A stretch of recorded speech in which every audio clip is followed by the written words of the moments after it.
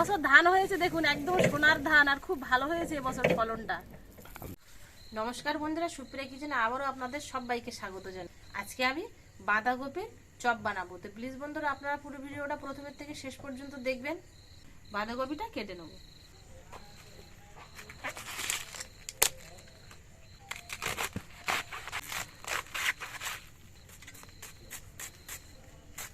বাঁধাকপিটা যত ঘন কোচা হবে তত কিন্তু ভালো হবে। এক ফালি বাঁধাকপি নিয়েছি, বেশি নিইনি। ভালো করে ধুয়ে নেব।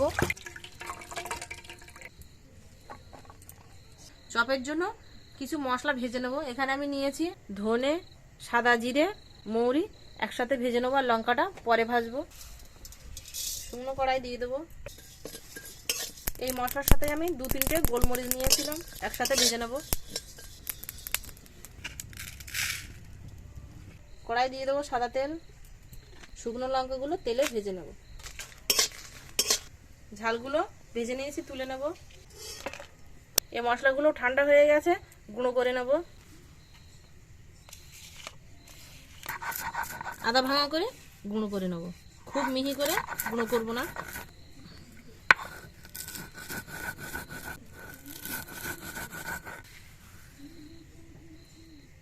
চপের জন্য এবার বাঁধাকপি আর আলুর পুরটা বানিয়ে নেব। আলুটা আগের থেকে সেদ্ধ করে নিয়ে খোসা ছাড়িয়ে নিয়েছি, হাত দিয়ে ম্যাশ করে নেব। কড়াই দিয়ে দেবো সাদা তেল, দিয়ে দেবো ছোট ছোট কুচি রাখা পেঁয়াজ।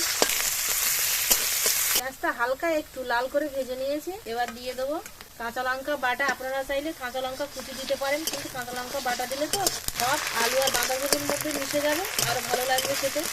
এবার দিয়ে দেবো আদা আর রসুন বাটা 1.5 চামচ মতো। সব কিছু একটু হালকা করে ভেজে নিয়েছি। এবার দিয়ে দেবো কুচিয়ে রাখা বাঁধাকপি। বাঁধাকপিতে দিয়ে দেবো অল্প একটু লবণ, তাহলে বাঁধাকপি থেকে জল বেরিয়ে যাবে তাড়াতাড়ি। আর দিয়ে দেবো হলুদ গুঁড়ো। লবণ দেওয়ার পর বাঁধাকপি থেকে জল বেরিয়েছে দেখুন। এই জলটা শুকিয়ে যাওয়ার আগে তারপরে ম্যাশ করা আলু দেবো। এই সাইডে আমি যে লঙ্কাগুলো ভেজে রেখেছিলাম, লবণ দিয়ে ভালো করে গুঁড়ো করে নেব।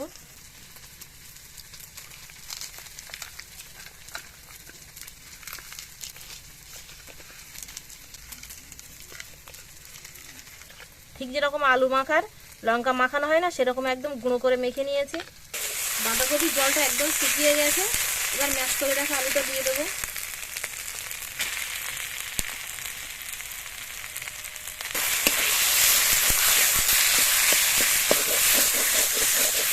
শুকনো লঙ্কার মধ্যে কিন্তু অল্প লবণ দেওয়া আছে, আর বাঁধাকপিতে অল্প লবণ দেওয়া আছে, তাই আলুর মধ্যে অল্প পরিমাণে লবণ দেবো। আর দিয়ে দেবো হলুদ গুঁড়ো। এবার দিয়ে দেবো গুঁড়ো করে রাখা ভাজা মশলা আর লঙ্কা।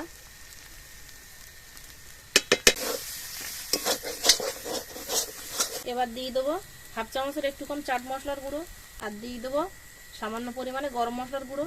তবে এখানে চাইলে আপনারা যে কোনো একটা মশলাই ব্যবহার করতে পারেন, হয় গরম মশলা না হয় চাট মশলা। আলুর যে রসটা ছিল সেই রসটা শুকিয়ে একদম এরকম ঝরঝরে হয়ে গেছে, কড়া থেকে ছাড়িয়ে যাচ্ছে। সবশেষে ওপর দিয়ে একটু ধনেপাতা ছড়িয়ে দেবো, দিয়ে তারপরে নামিয়ে নেব। আর আলুর পুরের কিন্তু গন্ধটা বেরোচ্ছে খুব সুন্দর।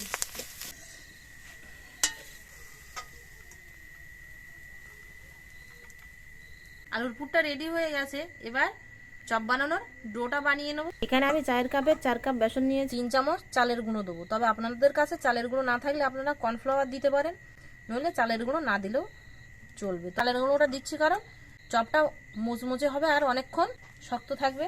দিয়ে দেবো 1/2 চামচের একটু কম লঙ্কার গুঁড়ো, লবণ স্বাদ মতো, হলুদ গুঁড়ো পরিমাণ মতো, আর দিয়ে দেবো 1 চিমটি পরিমাণ খাবার সোডা। এবার অল্প অল্প জল দিয়ে ডোটা মাখাবো, তবে একসাথে পুরো জল দেব না।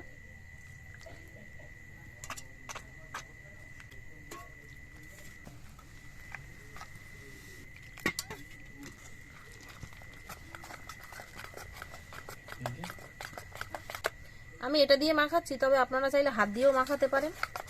ডোটা কিন্তু যত ফাটানো হবে ততই কিন্তু চপগুলো হবে। দেখুন ডোটা আমি এরকমভাবে মাখিয়ে নিয়েছি। ঠিক এই যে একটা আঙুল দিচ্ছি, এই আঙুলের গায়ে লেগে থাকছে, পড়ছে না কিন্তু। এবার আলুর পুরগুলো চপের আকারে বানিয়ে নেব। যে পাত্রে রাখবো আমি সেই পাত্রে অল্প একটু বেসন ছড়িয়ে দেবো। পুরগুলোও ঠান্ডা হয়ে গেছে। হাতের উপর রেখে এইভাবে একটু চ্যাপটা করে নেব। তবে আমি এরকম সাইজের বানাচ্ছি, আপনারা চাইলে যেরকম সাইজের খুশি বানাতে পারেন।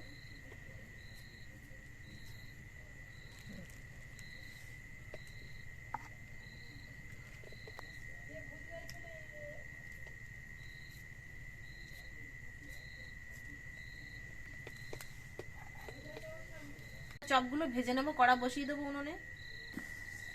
কড়াই দিয়ে দেবো সাদা তেল।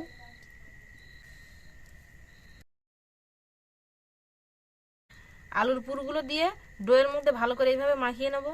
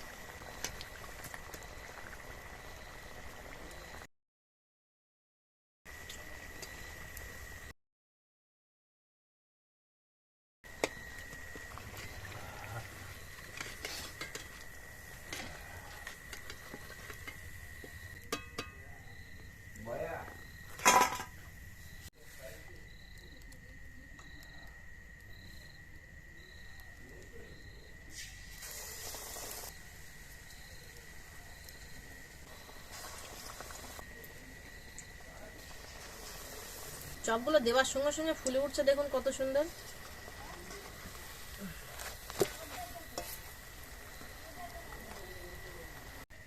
চপগুলো সব ভেজে নিয়েছে, আর চপ ভাজতে ভাজতে সবুজ এসে দু তিনটে খেয়ে নিয়েছে।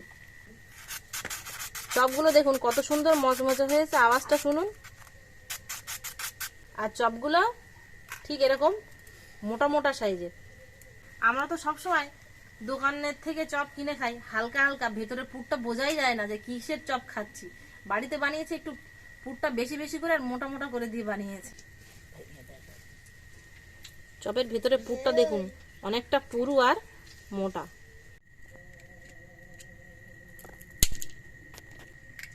এবার আমরা মুড়ি নিয়ে বসে পড়েছি, গরম গরম চপ খাবো মুড়ি দিয়ে। আর পাখি দুজনেই চলে এসছে, সবুজ পড়ছে, ও আর আসবে না। পাখি পড়ে পড়ে দেবার আগে শুধু মুড়ি খেয়ে নিচ্ছে, শুধু মুড়ি মুড়ি তুলে খাওয়া হয়ে যাচ্ছে।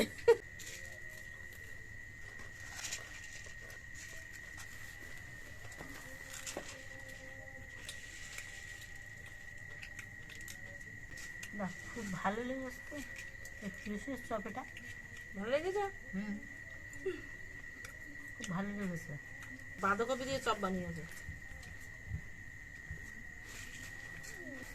একবার এই বাঁধাকপির চপ যদি আপনারা খান তাহলে কিন্তু আর আলুর চপ আপনাদের মুখেই রুচবে না, এত টেস্টি হয়েছে বাঁধাকপির চপটা। আমার এই চপটা কেমন লাগলো অবশ্যই আপনারা কমেন্টে জানাবেন।